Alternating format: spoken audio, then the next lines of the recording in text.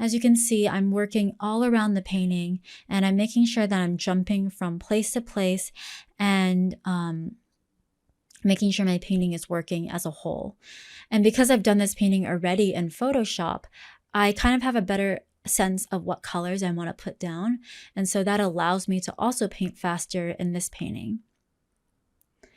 And even in the midground rocks, you can see I've took liberties to pop some areas of slightly more saturation of correct value. I'll say this 100 times and 100 times over, of the correct value, right? So even in the center there, you can see on the lower center, there's some more pinkish tones.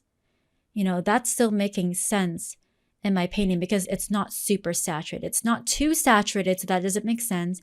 There's still some grays tying it into the rest of the colors around that hue. And if I turn this painting black and white, it is still the same value as all the other shapes and strokes around that color. So that's how I know that it works.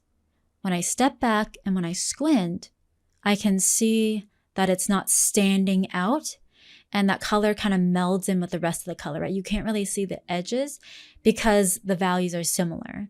And that's what I meant talking earlier about how you can group shapes and merge and simplify by creating shapes of similar value instead of smudging. As you can see a little bit more close up, you can see where I'm having harder edges and where I'm having softer edges. I generally like to smudge the part of the shape that is going into shadow, and I like to keep the part of the shape that is looking into the light a harder edge. That's my general rule that I have for myself, although rules can be broken, right? So don't make that as like, edges always going to shadow have to be hard. You know, I'm sure someone out there has broken that rule. Or sorry, has to be soft. I'm sure someone else out there has broken that rule, but that's sort of how I like to, that's a default that I go to. And you can see, talking about the light shapes again, you can see I have used everything but white. It's very light green, very light pinkish purples, very light yellow in the light shapes, but it's not white. And again, I urge you, you can even try this out right now. Grab a white piece of paper and hold it up to your screen. And you will see that it is not white. And that just is for you to show you how you can infuse so much color in seemingly blown out areas, right? In areas where you go, oh, there's no color there. Challenge yourself to see how you can infuse color of the correct value, there I said it again, into your painting. And that's how you create a painting that is full of light, full of color, full of vibrancy. It's about using the fundamentals that you know, pushing and manipulating them and making it work for your painting. Now what I'm using here is I'm using that awesome lasso tool that automatically fills up color and just breaking up, creating more light shapes. But what I have to make sure is that I don't fracture that area too much, right? It's very easy in that area to have a bunch of little shapes and a bunch of, a bunch of little shapes everywhere and breaking up my bigger shape too much.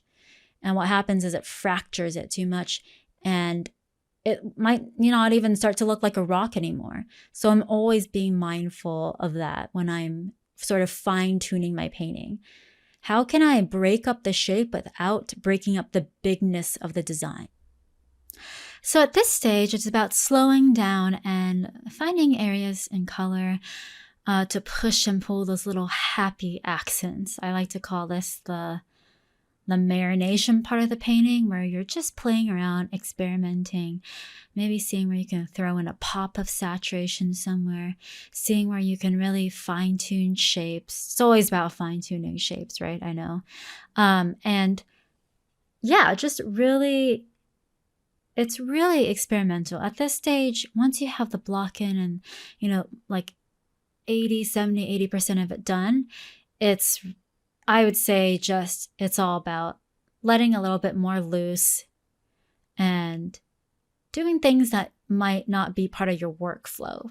A lot of times it's very easy to stay within a workflow. It's like first establish this, establish block in, establish local color, establish light, establish shadow. yada, yada, yada. But it's really important to give yourself time to play, right? And so that's kind of a little bit of what I'm doing now, while of course making sure that it doesn't detract from my overall painting.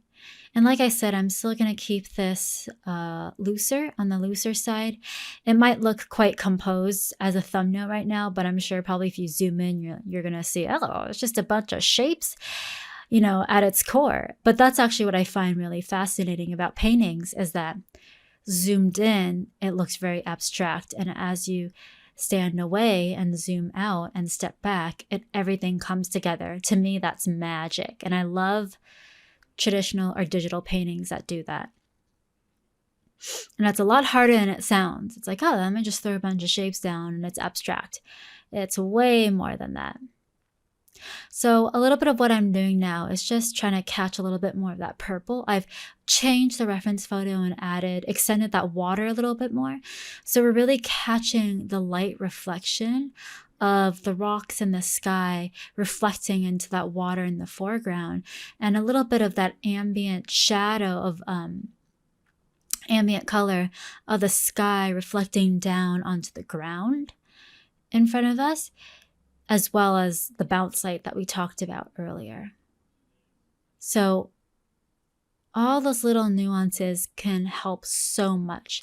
Now, what sells the reflection of the water is because it's a lighter value. And a lot of times with water and sky, if the value isn't correct, it will read as something else. So a lot of times when water's too dark, it'll look really murky or really muddy. And another tip is for the sky. When the sky is too dark, it will also read, your whole painting will read as sort of stifled. Maybe there's not enough air and it feels muddy. And that is the number one thing I get all the time. Why does my painting feel muddy? Number one tip, check your values first. So it all goes down to the values, the black and white. Now, you cannot pull value away from color because every color has a value. Within that, you can play infinitely with saturation and color temperature as it fits in your painting, right? So that's sort of the hierarchy that I think of.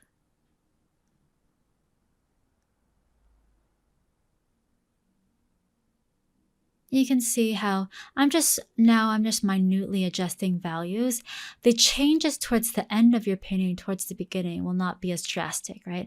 In the beginning, when you're throwing down lots of color, you might need to make more drastic changes to fix up things. As your painting comes to life and starts to form, it's about making more smaller, more finessed, I guess more calculated changes in a way, although I said it's important to play around, so it's a little bit of both, right? But this part can honestly take the longest. For me, the block-in can become very fast. It's very fast. Then usually towards the middle, I'm just problem solving and figure out how to make the painting even look good. And then once I've gotten past that hump, then it's time to slow down again and it's time to marinate in the painting. And I will nitpick slowly more and more. Now, I will say it's very easy to end in the stage where you're like 70% done. You're like, call it quits. Let's move on to the next one. And sometimes when you move on from one painting to another too fast, you can miss out on those opportunities to learn from slowing down. So it's always great to do paintings where you're training yourself to be fast and you give yourself a time limit, but then also balance it out with giving yourself more time to marinate in one painting, which can equally be as hard because it gets uncomfortable, right? It's like, what do I add more? I don't know. And when you don't know, you feel like you don't know anything and you just want to move on and get away from that uncomfortableness. So I would say, give yourself time to do both kinds of fast paintings and slower paintings. And as you can see now, as I said, I'm treating this as more of a plein air painting. So I would say if I were doing this in plein air, I would probably say it's about done right now. Maybe throw in a couple characters for scale here and there. But if I were to spend a lot more time on this painting, I would easily be able to maybe give like 1 more hour or 2. With breaks, of course. So very important to take breaks, step away. You'll always see new things.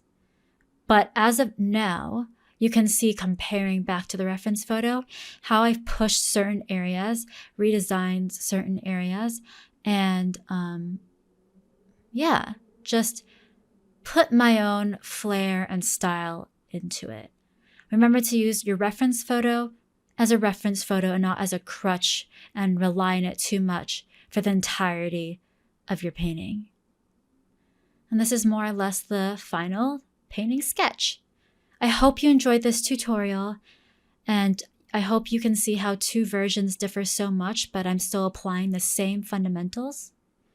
And I hope to catch you in the next tutorial.